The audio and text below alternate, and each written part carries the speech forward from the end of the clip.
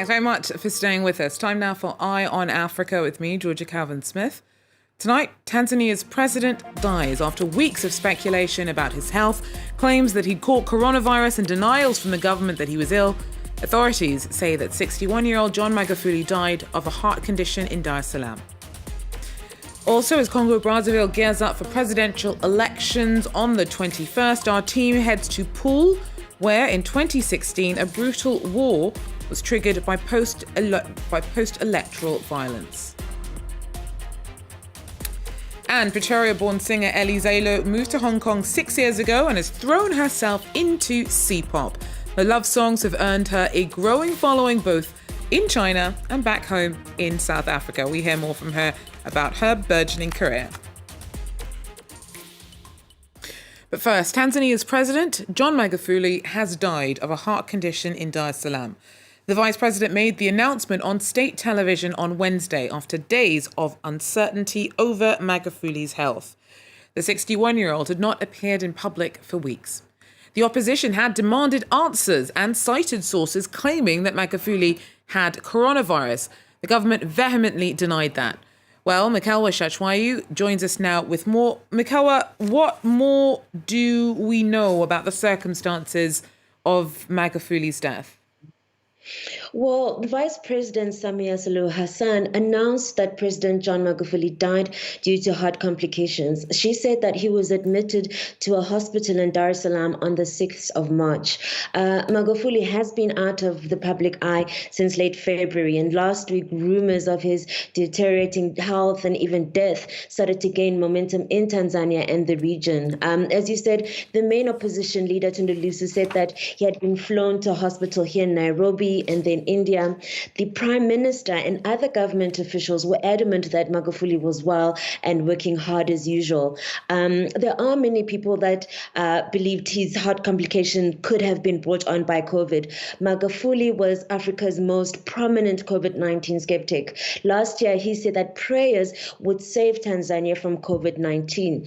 And it was only in February this year that he finally admitted that Tanzania has a COVID-19 problem. But this was after several government ministers had died. And even though we don't know the causes of their deaths, his finance minister also made a public appearance in February outside a hospital after rumors had been circulating that he had died of COVID. He was flanked by doctors and he was coughing and looked very visibly sick. So even after some of Magufuli's family members and officials around him contracted the virus, he still said that Tanzanians should depend on God as they take other preventative measures. His critics said that his government was too slow in enforcing significant restrictions to curb the spread of COVID-19. And when it comes to the political effect this is going to have on Tanzania, now Magufuli, who was first elected in 2015, he was not that long into his second term following a pretty controversial election last year.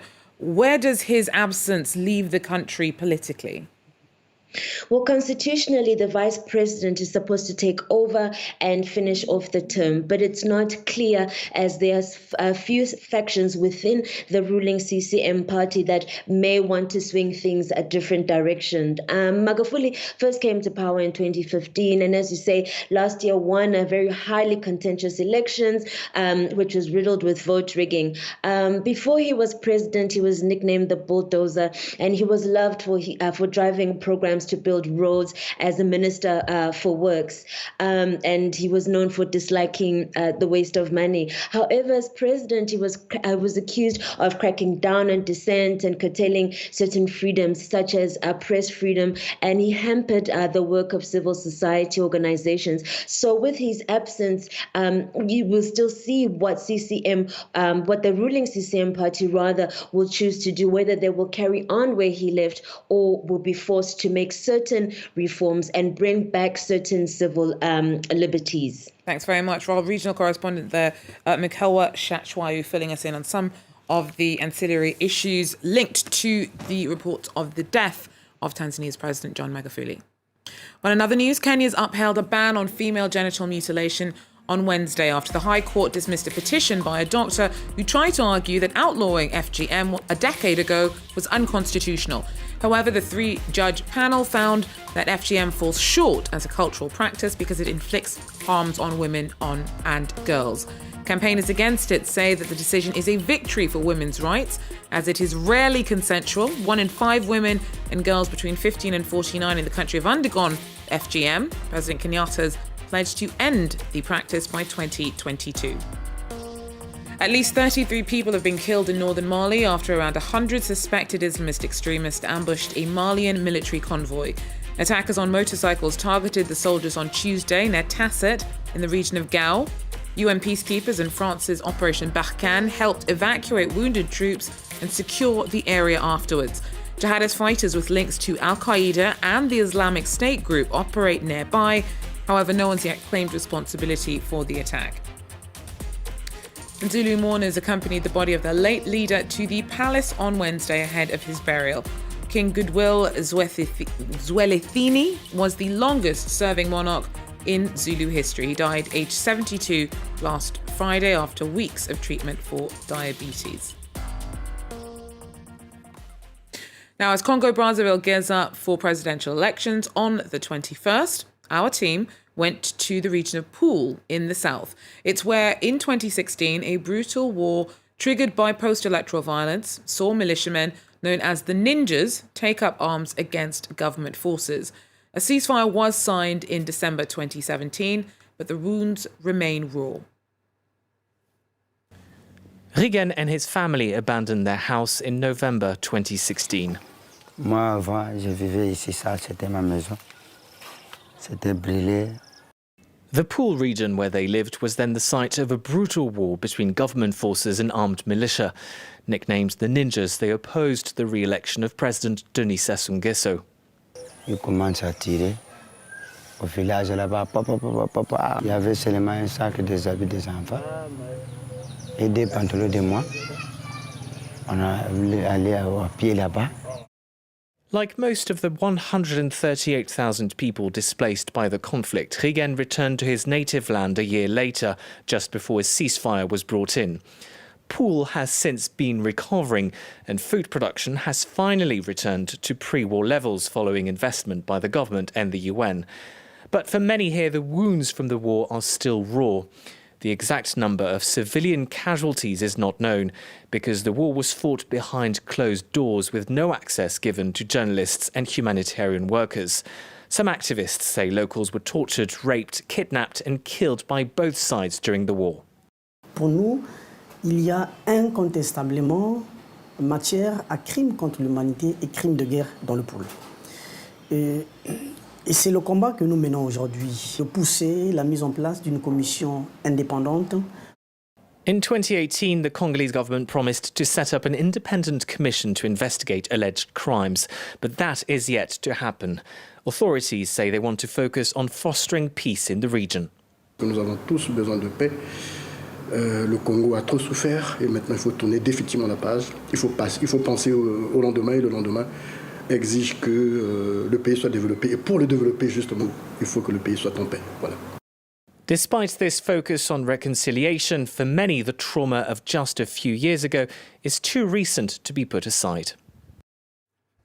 Now, Pretoria-born singer Eli Zaelo moved to Hong Kong 6 years ago and has thrown herself into C-pop. Her love songs have earned her growing followings both in China and back home in South Africa.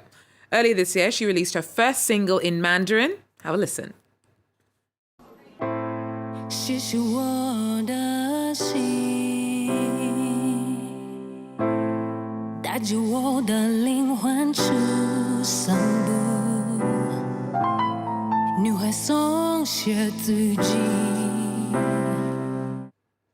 So that's called Stories About Love. And earlier I asked Ellie what got her into singing in Mandarin. I was fortunate enough to move to Hong Kong due to being cast as Nala in the Hong Kong Disneyland. And while I was here, I kind of immersed myself in the culture. I enjoyed learning more about where I was at. And I saw this whole new world that I had never discovered before. And that was C-pop, Mando pop and Canto pop. And I was like, okay, I think this would be an interesting challenge for me. And I love the sound of, R&B and ballads because that was my foundation in music. So, and that's the dominant kind of style in C-pop. So that's how I kind of started my way in. And outside of your actual performance, do you speak Mandarin? Well, I'm still learning. I'm still learning both Mandarin and Cantonese. And how did you get into that? Because you mentioned that you actually started lessons in South Africa before you moved to Hong Kong. Yes, that's correct. So I was looking for Chinese teachers. I wasn't sure about the difference at the time between Cantonese and Mandarin. And because I knew that I was coming to Hong Kong. And I met this great friend now. Her name is Bobby, and she is based in my hometown, Pretoria, South Africa. And I just kind of told her, I'm moving to Hong Kong. I want to learn a little bit more about Chinese. And that's how it started for me. She just taught me the basics of Mandarin. But then she was like, since you're a singer, I think you would benefit a little bit more if you learn some of the songs. And she introduced me to a great song, Tian Mi Mi, which is a classical Mandarin song. Not a classical in the genre, but in terms of how many people know it. She introduced me to Tian Mi Mi. And as soon as I started learning how to sing it, I just fell in love with Mandarin pop. And where are most of your fans now? Are they in generally in Asia, or do you also have fans in South Africa? Well, I have most of my fan supporters are based in South Africa because I started doing movies earlier on in my career in South Africa. And so a lot of the following stemmed from there. But in recent times, I've noticed that more of my supporters are coming from this side, which is in Asia. Well, thank you very much, Ellie.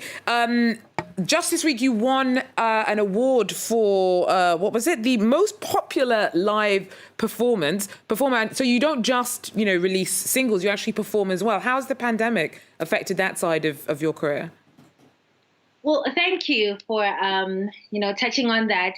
Well, with the award, actually, I am more alive and comfortable on stage, more than the studio. I think every musician kind of has a preference in that regard, but mine has always been the stage. I'm comfortable being live, being interactive, talking to the audience.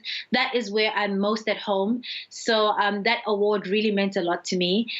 With the pandemic, things have been quite hectic, tough.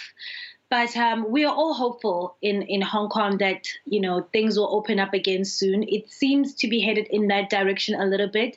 But yeah, last year was very grueling, I think, for the whole world. So I'm really hopeful about 2021. Well, that's Eli Zaelo there speaking to me a little early on. That is, though, all the time we have for Eye on Africa. Remember, you can actually download Eli's singles from the usual online stores. We're going to have to leave it there for now, though. Join us again if you can.